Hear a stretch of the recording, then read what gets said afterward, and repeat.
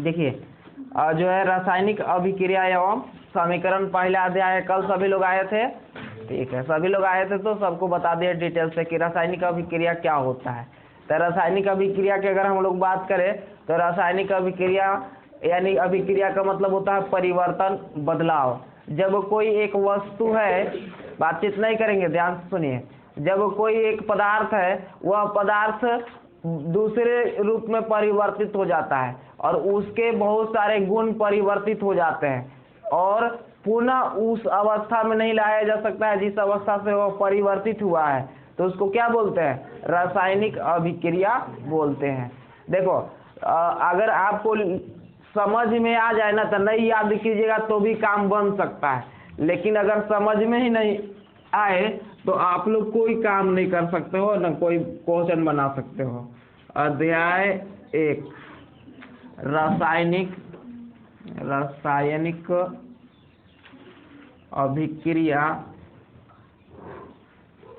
अभिक्रिया एवं समीकरण। रासायनिक अभिक्रिया एवं समीकरण। देखिए कल हम लोग पढ़ लिए थे रासायनिक अभिक्रिया, कल पढ़े थे ना।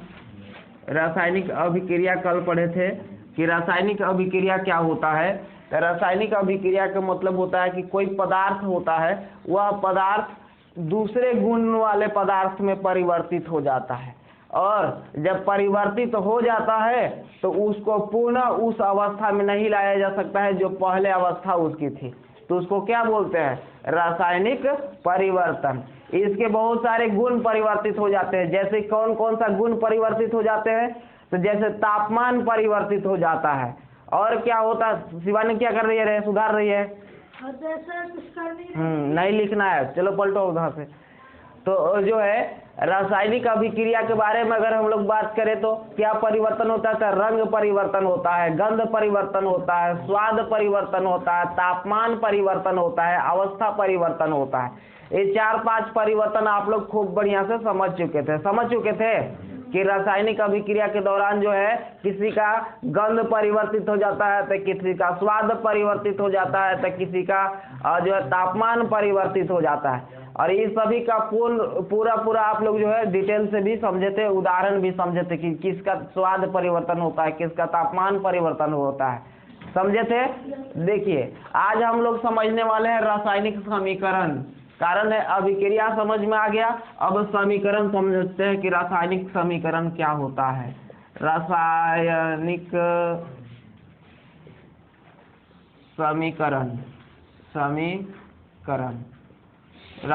समीकरण आप लोग अपने कॉपी में लिखिए। रासायनिक समीकरण लिख लिए। रासायनिक समीकरण क्या है? रासायनिक समीकरण क्या है, या रासायनिक समीकरण लिख करके और डैश दीजिए। लिख लीजिए सभी लोग। डैश देने के बाद लिखेंगे जब रासायनिक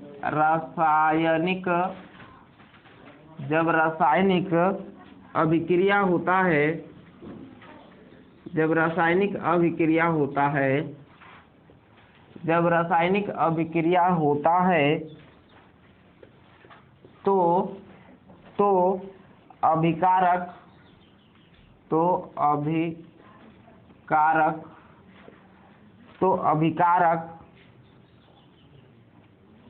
अभिकारक को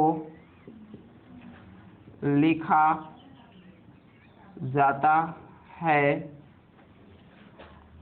इसके बाद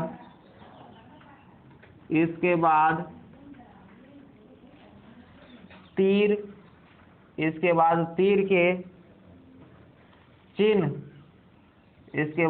के चिन्ह दिया जाता है एवं उसके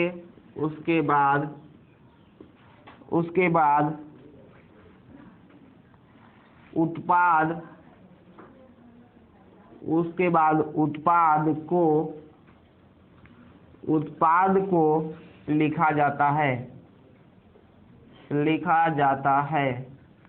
उसके बाद उत्पाद को लिखा जाता है, जिसे रासायनिक समीकरण कहते हैं, जिसे रासायनिक समीकरण कहते हैं। आगे लिखेंगे प्रायः उसी में लिखना है आगे। रासायनिक समीकरण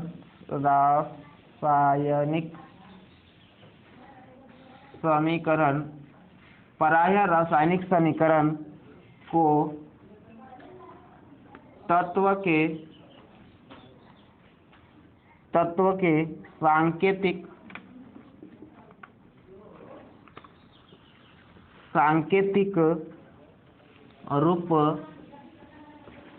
सांकेतिक रूप में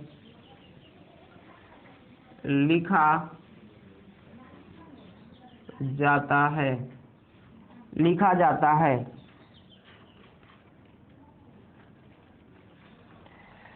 तीर के बाईं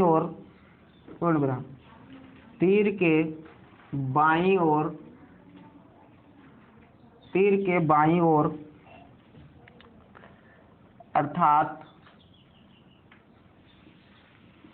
अर्थात अभिकारक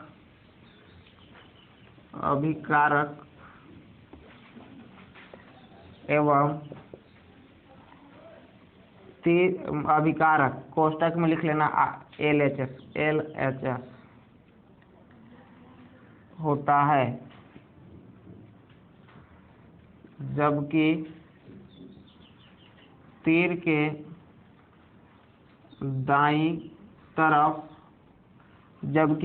दाईं तरफ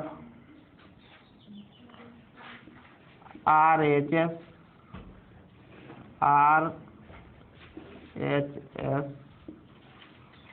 अर्थात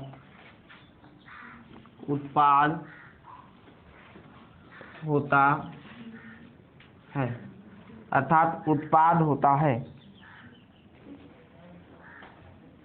लिखिए जल्दी से, उत्पाद होता है। लिख लिए आप लोग? लिख भी लिए? अरे पीछे तब पर भी लिखते समय भी पीछे रह गए, पीछे नहीं रहना है। देखो इसको फिर से हम पढ़ते हैं आपको, तब तक आप पूरा करो जल्दी से। जब रासायनिक अभिक्रिया होता है तो अभिकारक को लिखा जाता है, इसके बाद तीर का चिन्ह दिया जाता है एवं उसके बाद उत्पाद को लिखा जाता है, जिसे रासायनिक समीकरण कहते हैं। प्रायः रासायनिक समीकरण को तत्व के सांकेतिक रूप में लिखा जाता है।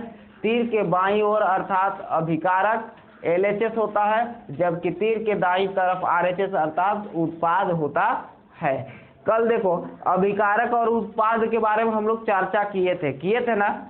जैसे अच्छा समझ लेते हैं, उदाहरण समझते हैं, तब और बढ़िया क्लियर होगा।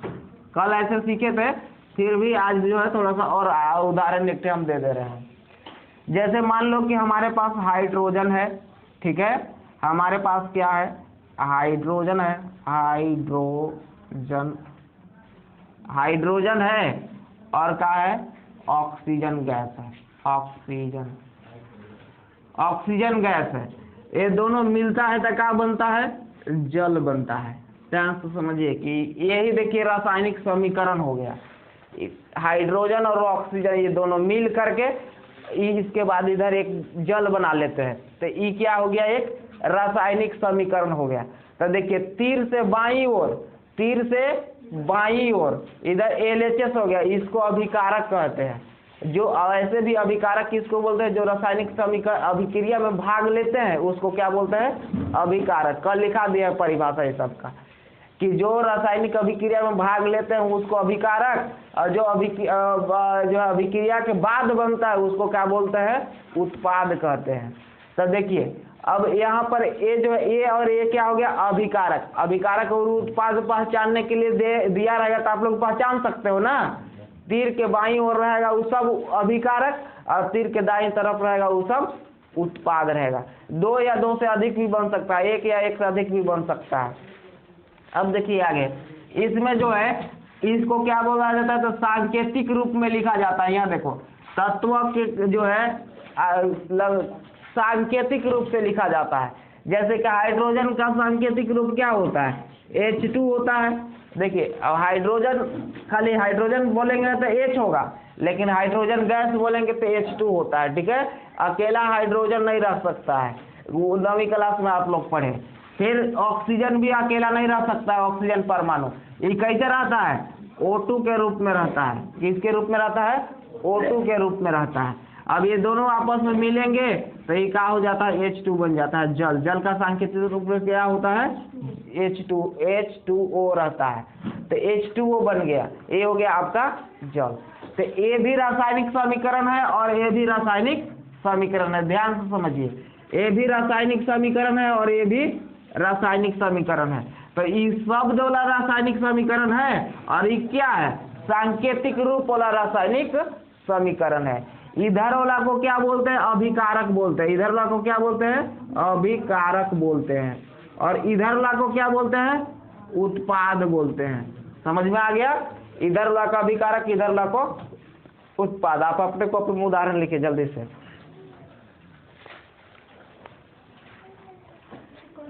जल्दी जल्दी से लिखिए, वो बना लिए हैं कल आप, तो उसको छोड़ सकते हैं, लेकिन तू लोग बना, चाहे सभी लोग लिख लो, उसके नीचे लिखो ना, इसके नीचे लिखो, कोई दिक्कत नहीं है, फिर से लिख लो एक बार। देखो कल चूना फुलाने वाला कह रहे थे ना, देखो ये अभी चूना जाके डालेंगे उसमें।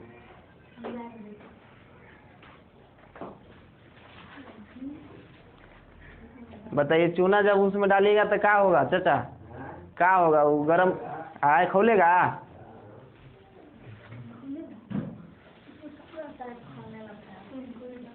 कल बता रहे थे ना, बातचीत नहीं करेंगे, शांत रहो, ठीक है। लिख लिए सभी लोग, देखो तो लोग ना डंडा से पिटाएगी तब जाके सुधरेंगे, ऐसे नहीं। लिख लिए, जल्दी जल्दी से लिखिए। अब जो है आगे देखिए, अब समीकरण क्या, जैसे हम लोग गणित में समीकरण पढ़ते हैं तो अनेक प्रकार के समीकरण पढ़ते हैं, रैखिक समीकरण, द्विघात समीकरण, त्रिघात समीकरण, ये सब पढ़ते हैं ना। तो ये भी रासायनिक अभिक्रिया वाला भी 2 प्रकार के समीकरण होता है, बातचीत नहीं करेंगे। रासायनिक अभिक्रिया वाला भी समीकरण कितने प्रकार का होता है, 2 प्रकार के होता है। कौन कौन सा होता है, एक होता है संतुलित समीकरण और एक होता है कंकाली समीकरण। बातचीत नहीं करेंगे, इतना लिख लिए सभी लोग ना, इसको हम मिटा देते हैं। ये समझ में आ गया कि रासायनिक समीकरण किसको बोलते थे, ये सब जो लिखल रहता है ना उसी को क्या बोलते हैं, रासायनिक समीकरण।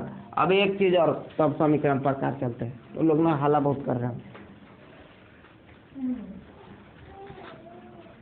देखिए बहुत आसान चीज बता रहे हैं, आपको समझ में आना चाहिए, ठीक है। देखिए क्या है, रासायनिक अभिक्रिया, रासायनिक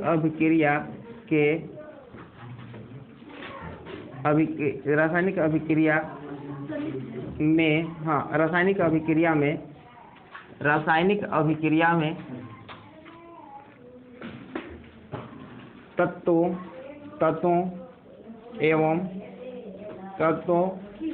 एवं यौगिक, बातचीत नहीं करेंगे, यौगिक के भौतिक अवस्था का प्रतीक निम्नलिखित होता है।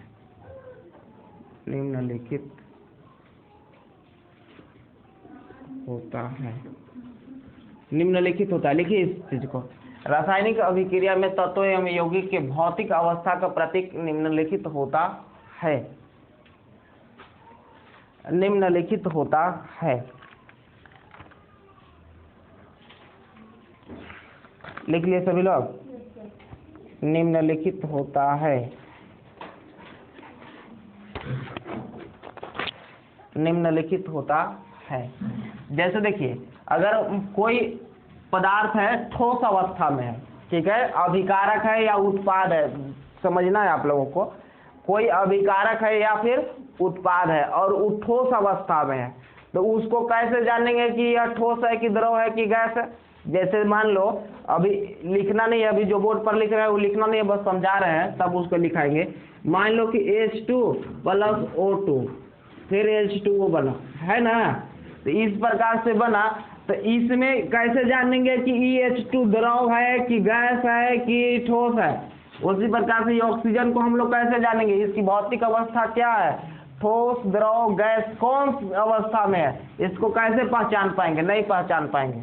अगर इतना ही लिखा हुआ रहेगा तो हम इसको नहीं पहचान पाएंगे। इसको पूरा होना चाहिए, ये भी पूरा होना चाहिए। जैसे पूरा क्या संकेत होना चाहिए, आप लोग जो है एक बहुत सारा ऐसे अभिक्रिया लिखे हुए देखे होंगे। कैसे, Fe, मान लो कि एक अभिक्रिया का उदाहरण दे रहे हैं, FeSO4 कोष्टक में S लिखा हुआ है, फिर यहाँ पर ऊष्मा लिखा हुआ है, ये सब लिखना नहीं, बस समझना है। फिर क्या आता है Fe2O3, फिर S लिखा रहता है, फिर क्या लिखा हुआ है, लिखा हुआ है SO2 कोष्टक में G लिखा हुआ है, फिर लिखा हुआ है SO3, फिर कोष्टक में G लिखा हुआ है। अब देखिए, ये तो समझ में आ रहा है कि ये आयरन सल्फेट है, लेकिन ये S क्या चीज है, बातचीत नहीं करेंगे। ऐसे बहुत आप लोग देखे होंगे लिखे हुए, और समझे में नहीं आता कि सब SG AQ भी कहीं कहीं पर लिखा हुआ रहता है, तो क्या होता है वास्तव में। तो देखिए, ई वाला S क्या सूचित करता है, ES क्या सूचित कर रहा है, EG क्या सूचित कर रहा है, EG क्या सूचित कर रहा है, तो पदार्थ की अवस्था को सूचित करता है। क्या चीज सूचित करता है, पदार्थ की अवस्था। S जो है ठोस अवस्था को सूचित करता है। S क्या को सूचित करता है, ठोस अवस्था। अर्थात करने का मतलब कि जो अभिक्रिया हो रहा है ना, तो ये आयरन सल्फेट होगा, तो आयरन सल्फेट क्या होगा, ठोस अवस्था में होगा, द्रव और गैस में नहीं होगा। ये क्या अवस्था में होगा, ठोस अवस्था में होगा। यहाँ पर लिख लेंगे ठोस अवस्था। ठोस अवस्था को क्या से सूचित किया जाता है, S से सूचित किया जाता है। लिख लीजिए आप लोग, ठोस अवस्था को जो प्रतीक क्या होता है, प्रतीक निम्नलिखित है, तो ठोस अवस्था का S होता है। S क्या होता है, तो सॉलिड होता है, ठीक है, सॉलिड बातचीत नहीं करेंगे, सॉलिड होता है, इसलिए सॉलिड को S से सूचित करते हैं।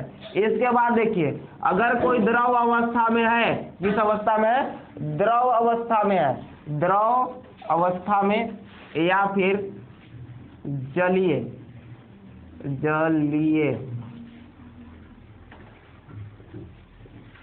जलीय अवस्था में है, तो उसको कैसे सूचित करेंगे, तो उसको हम लोग सूचित करते हैं, अगर मान लो द्रव अवस्था में, तो उसको L से सूचित करेंगे। उसको क्या से सूचित करेंगे, L से सूचित करेंगे। और छोटा लिखते हैं, ध्यान रखिएगा, कोई भी लेटर लिखते हैं तो छोटा लिखते हैं, L से।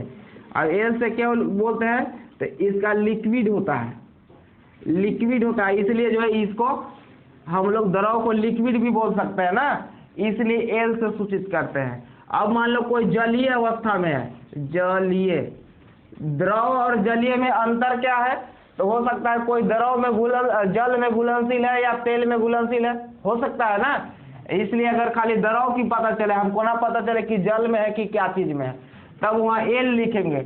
और हमको पता चल जाए कि द्रव में कोई चीज घुला हुआ है, जल में घुला हुआ है, तो फिर वहां पर हम क्या लिखेंगे, AQ लिखेंगे। क्या लिखेंगे, AQ। AQ का मतलब होता है एक्वस होता है, एक्वस होता है, इसका मतलब भी वही जल ही होता है। इसके बाद देखिए, लिखिए जल्दी जल्दी से। और ये एक और होता है, क्या होता है, गैस। कोई चीज गैस अवस्था में है, तो उसको क्या से सूचित करते हैं, G से सूचित करते हैं। G से क्यों सूचित करते हैं, तो गैस होता है, इसलिए G से सूचित करते हैं। लिखिए जल्दी जल्दी से।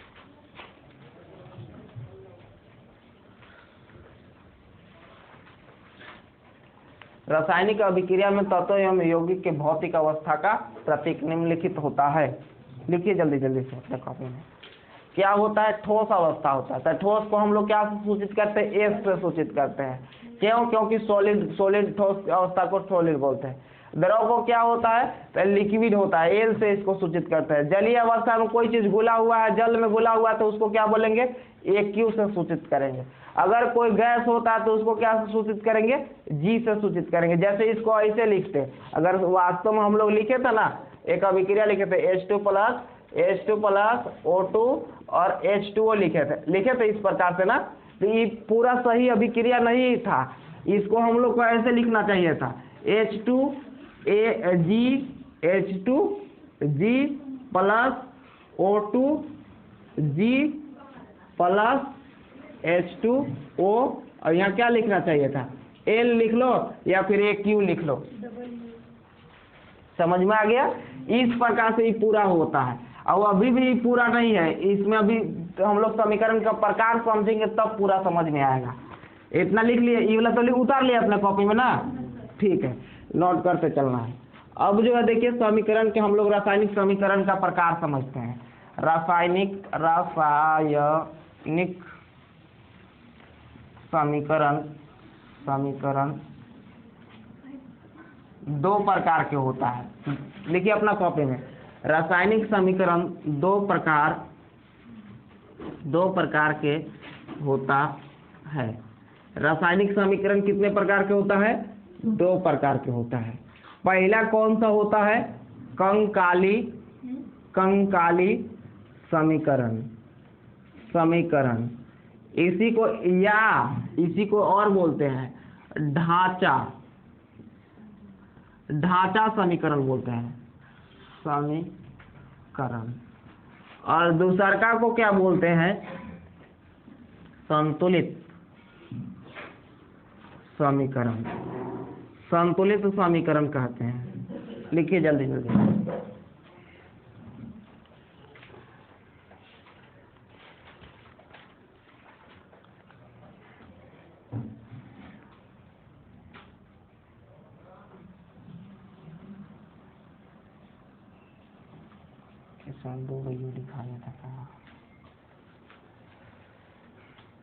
लिख लिए सभी लोग।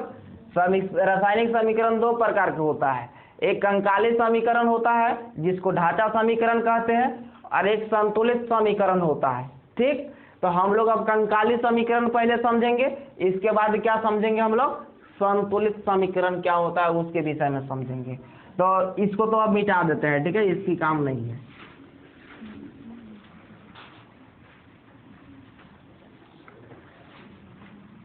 देखिए सबसे पहले हम लोग क्या समझेंगे, कंकाली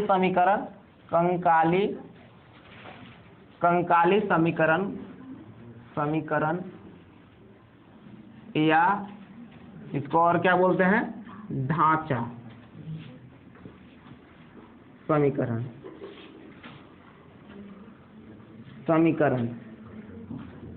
कंकाली समीकरण या ढांचा समीकरण। अब देखो परीक्षा में ऐसे रहेगा कि कंकाली समीकरण किसे कहते हैं, एक उदाहरण दीजिए, ठीक है। तो हम वैसे प्रश्न नहीं करके लिखा रहे कि कंकाली समीकरण क्या है, एक उदाहरण दीजिए। बस आपको हम कंकाली समीकरण लिखा देते हैं और उदाहरण भी लिखा देते हैं दो चार, तो आपको परीक्षा में पूछा जाएगा तो आपको तो पता चलेगा ना कि कैसे उसका आंसर लिखना है। तो देखिए कंकाली समीकरण क्या होता है, अपना कॉपी में लिखिए जल्दी से, फिर से दोबारा और डैश दीजिए और लिखना है वैसा रासायनिक अभिक्रिया और समीकरण, वैसा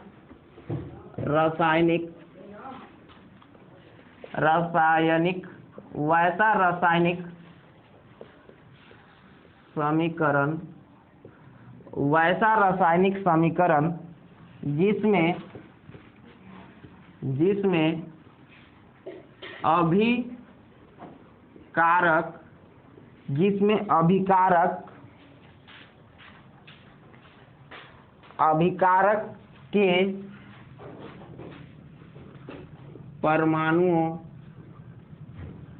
अभिकारक के परमाणुओं की संख्या तथा उत्पाद के परमाणुओं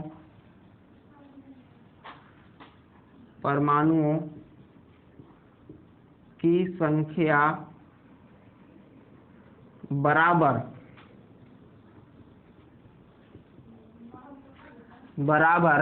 नहीं होता है उसे कंकाली समीकरण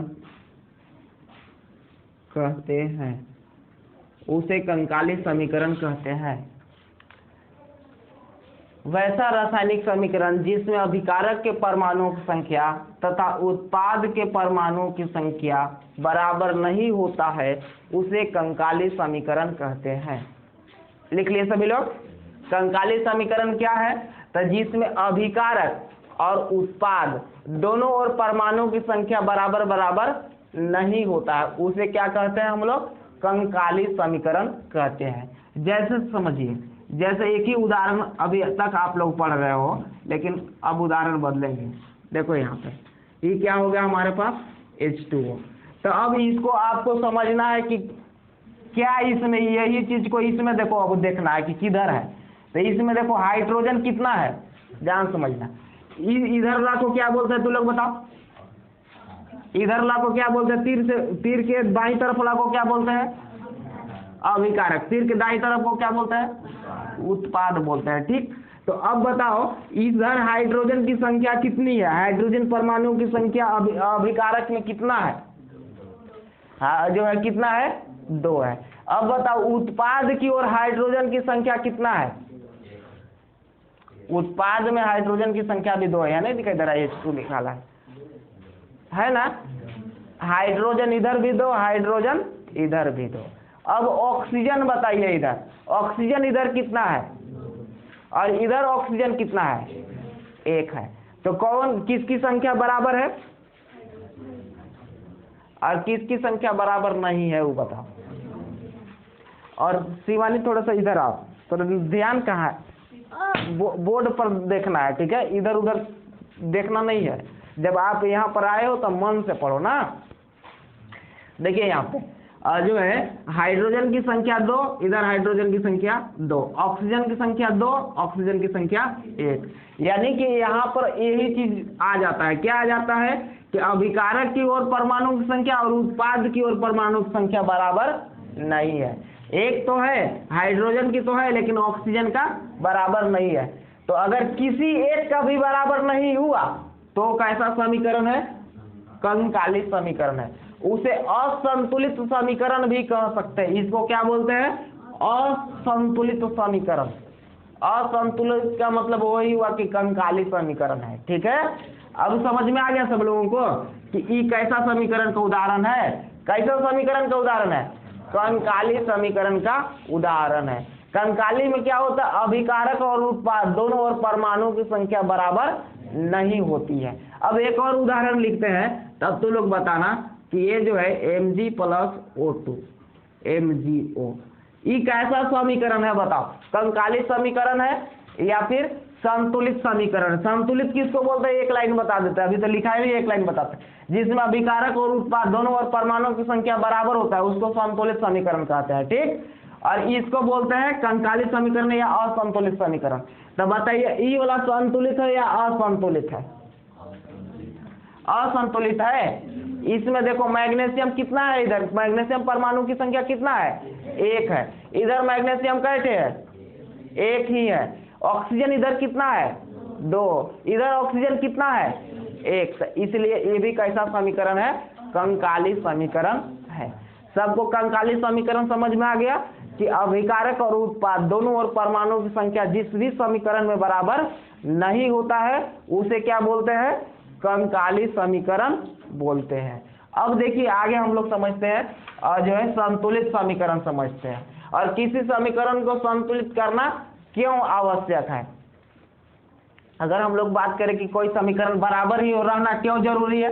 संतुलित समीकरण में क्या होता है? दोनों और परमाणु की संख्या बराबर होता है। तो बराबर रहना क्यों जरूरी है?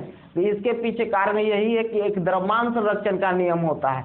जैसे आप लोग ऊर्जा संरक्षण का नियम पढ़े थे, 9वीं क्लास में पढ़े थे। क्या पढ़े थे? ऊर्जा संरक्षण का नियम 11वां चैप्टर में। फिर पढ़े थे आप लोग द्रव्यमान संरक्षण का नियम पढ़े थे। परमाणु अणु जिस चैप्टर में पढ़ रहे थे तो उसमें आप द्रव्यमान संरक्षण का नियम पढ़े थे। क्या पढ़े थे आप लोग? द्रव्यमान, द्रव्य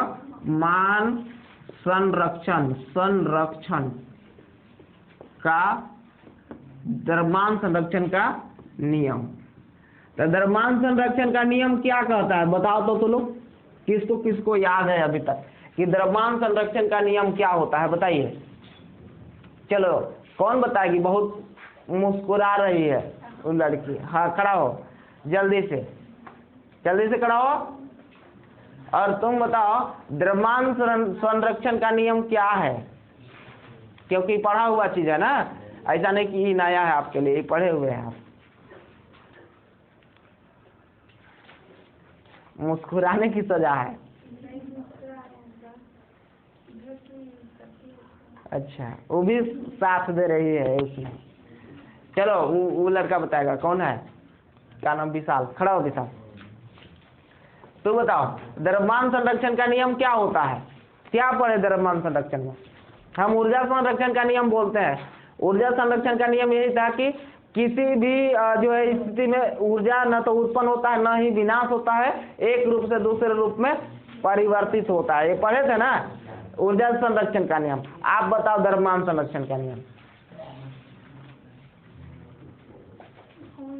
कौन बता सकता है, वो बताइए। इतना 20-25 गो में जो भी आप लोग जितने भी हो उसमें से कौन बता सकता है ऊर्जा द्रव्यमान संरक्षण का नियम। ये 2 लड़का बता सकते हैं, और कोई तीसरा बहुत दिक्कत है। चलो परमानंद खड़ा होके बताओ। देखो द्रव्यमान संरक्षण का नियम ही बोलता है, और सभी लोग पढ़े हो, ऐसा नहीं कि यही 2 लोग पढ़े थे। बैठो जी तू लोग, और तू भी बैठो। द्रव्यमान संरक्षण नियम के अनुसार किसी भी रासायनिक अभिक्रिया में न तो द्रव्यमान उत्पन्न होता है न ही उसका विनाश होता है। चलिए लिखिए, यही द्रव्यमान संरक्षण का नियम है। आप लोग जो है इसको 9वीं क्लास में खूब बढ़िया से पढ़े थे और लिखाए थे, कम से कम 10 मिनट चर्चा किए होंगे। चलो लिखो द्रव्यमान संरक्षण का नियम, और 10 दीजिए और लिखिए। लिखना है किसी भी रासायनिक अभिक्रिया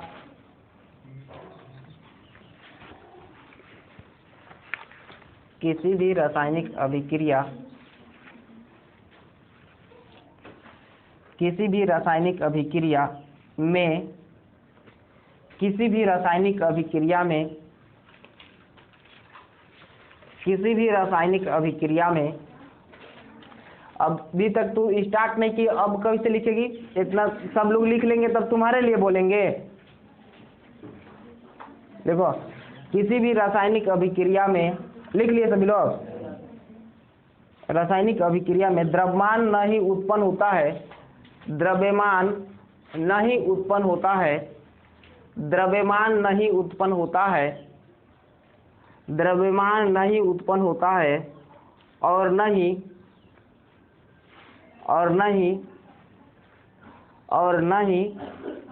विनाश होता है, और नहीं विनाश होता है, और नहीं विनाश होता है, अर्थात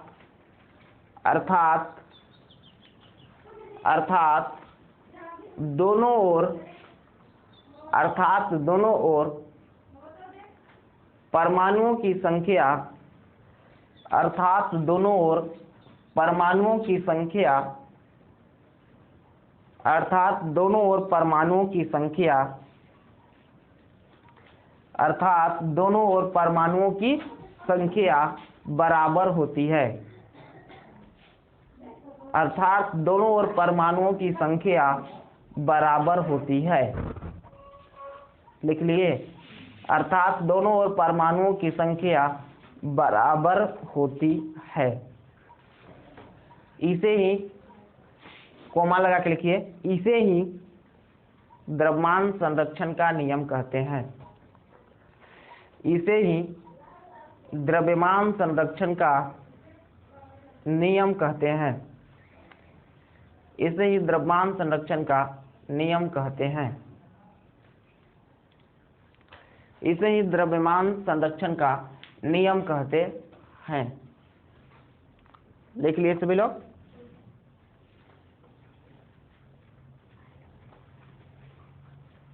इसे ही द्रव्यमान संरक्षण का नियम कहते हैं। अब बताओ इसमें से कौन कौन नहीं लिख पाए पूरा कंप्लीट, ये जो भी द्रव्यमान संरक्षण का नियम बोल रहे थे कंप्लीट कौन कौन नहीं लिख पाए, एक और कोई क्यों नहीं लिख पाई, क्या कारण था? रह जाएगी, सब दिन पीछे बता दे रहे हैं। चलो सब लोग लिख लिए, समझ में आ रहा है? क्या समझ में आ रहा है? किसी भी रासायनिक अभिक्रिया होता है तो न तो द्रव्यमान उत्पन्न होता है और न ही विनाश होता है। ये 9वीं क्लास में खूब बढ़िया से पढ़े थे आप लोग, डाल्टन का परमाणु सिद्धांत पढ़ने से पहले, या उसमें भी और पढ़े थे। डाल्टन का परमाणु सिद्धांत पढ़ रहे थे ना, तो उसमें आप लोग पढ़े थे द्रव्यमान संरक्षण का नियम। तो जो है क्या होता था कि न तो द्रव्यमान उत्पन्न होता है और न ही विनाश होता है, दोनों ओर परमाणु की संख्या क्या होता है? बराबर होता है। तो ये देखो, इसमें क्या है? कम है, इसमें भी कम है, तो इसलिए इसको क्या बोलेंगे? कंकाली समीकरण या असंतुलित समीकरण बोलेंगे। कोई भी समीकरण होता है तो उसको हमको क्या करना जरूरी है? संतुलित करना जरूरी है। क्यों? क्योंकि द्रव्यमान संरक्षण का नियम होता है कि कोई भी रासायनिक अभिक्रिया में न तो द्रव्यमान उत्पन्न होता है और न ही विनाश होता है। इसलिए अगर कोई भी अभिक्रिया है तो दोनों ओर परमाणु की संख्या क्या होनी चाहिए? बराबर होनी चाहिए। तो इसमें तो बराबर है ही नहीं। तो एक क्वेश्चन ऐसे पूछा जाता है कि बताइए किसी भी रासायनिक समीकरण को संतुलित करना क्यों आवश्यक है? किसी भी रासायनिक समीकरण को संतुलित करना क्यों आवश्यक है? इसका आंसर क्या लिखेंगे कि किसी भी रासायनिक समीकरण को संतुलित करना आवश्यक है, क्योंकि अभिक्रिया के दौरान न तो द्रव्यमान उत्पन्न होता है और न ही द्रव्यमान विनाश होता है। अर्थात दोनों ओर जो है द्रव्यमान क्या होता है? समान होता है, दोनों ओर परमाणु की संख्या बराबर होती है। इसलिए हमें किसी भी रासायनिक समीकरण को संतुलित करना आवश्यक है। क्लियर? सबको समझ में आ गया? आप लोग जो है प्रश्न लिखिए। चलिए लिखिए प्रश्न, संतुलित रासायनिक समीकरण क्या है? अगला प्रश्न लिखना है आप लोगों को। बहुत लोग खूब कुछ पता नहीं बिना काम के हो रहे कि कोई काम क्यों रहे, कुछ कारण है का जी? बताओ तो। संतुलित लिखिए, संतुलित रासायनिक संतुलित रासायनिक समीकरण, संतुलित रासायनिक समीकरण क्या है? संतुलित रासायनिक समीकरण क्या है? एक संतुलित रासायनिक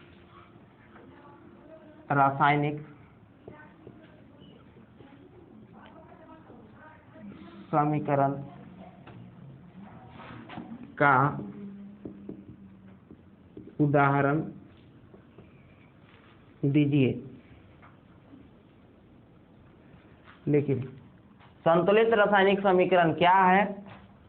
एक संतुलित रासायनिक समीकरण का उदाहरण दीजिए। लिख लिए? देखिए, और प्रश्न, इसी प्रश्न को घुमा के कैसे पूछा जा सकता है? अथवा में लिखो, किताब में दिया हुआ घुमा करके, तो घुमा करके भी अपना कॉपी में लिखो। यानी कि इसका आंसर और एक और प्रश्न लिखा रहे उसका आंसर दोनों का क्या होगा? सेम होगा। तो उसका उस प्रश्न को क्या लिखना है? रासायनिक समीकरण को संतुलित करना, अथवा करके लिखिएगा, रासायनिक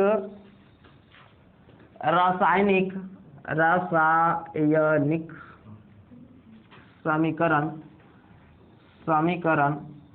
को संतुलित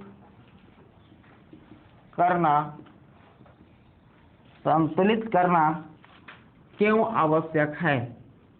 क्यों आवश्यक है? क्यों आवश्यक है? एक संतुलित समीकरण का उदाहरण दीजिए। एक संतुलित समीकरण का उदाहरण दीजिए। लिख लिए?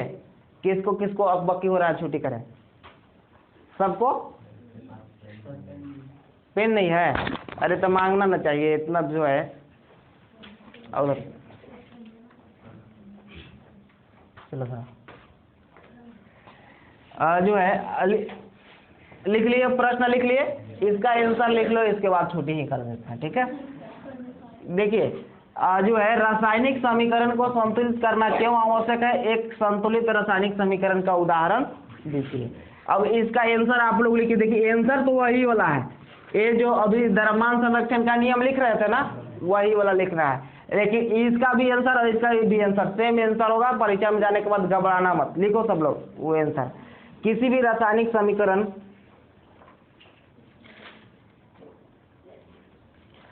किसी भी रासायनिक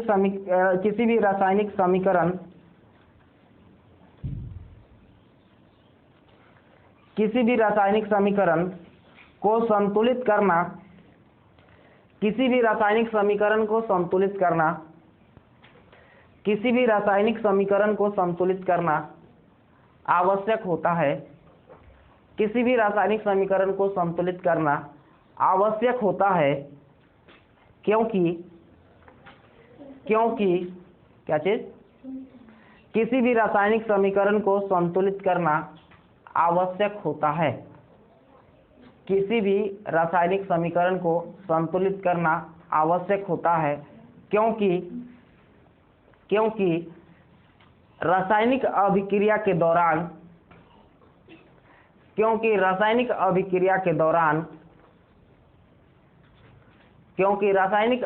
के दौरान द्रव्यमान संरक्षण के नियम के अनुसार द्रव्यमान संरक्षण के नियम के अनुसार द्रव्यमान संरक्षण के नियम के अनुसार द्रव्यमान संरक्षण के नियम के अनुसार द्रव्यमान न तो उत्पन्न होता है, द्रव्यमान न तो उत्पन्न होता है, द्रव्यमान न तो उत्पन्न होता है, द्रव्यमान न तो उत्पन्न होता है और न ही विनाश होता है, और न ही विनाश होता है। इसलिए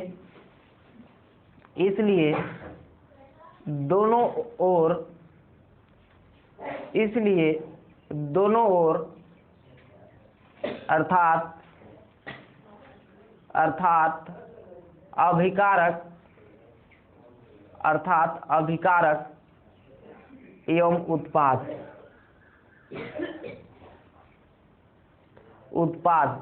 लिख लिए, अभिकारक एवं उत्पाद में परमाणुओं की संख्या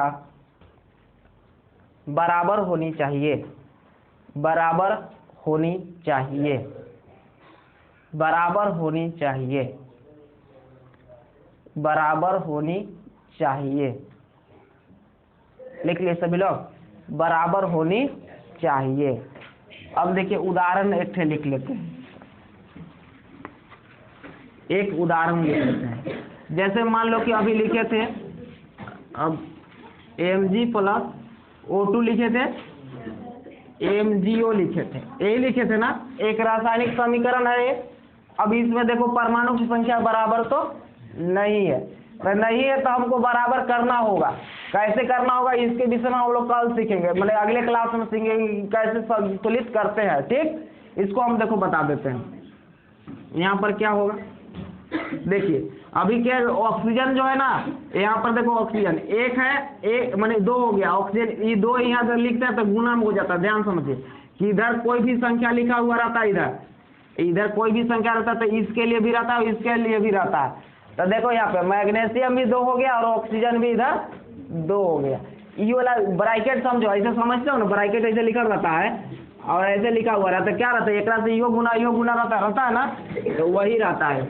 इसके लिए भी हो गया दो और इसके लिए भी दो, यानी कि मैग्नीशियम इधर भी दो, मैग्नीशियम भी दो हो गया और ऑक्सीजन भी दो हो गया। इधर देखिए ऑक्सीजन तो दो है लेकिन मैग्नीशियम दो नहीं है, तो दो लिख दीजिए।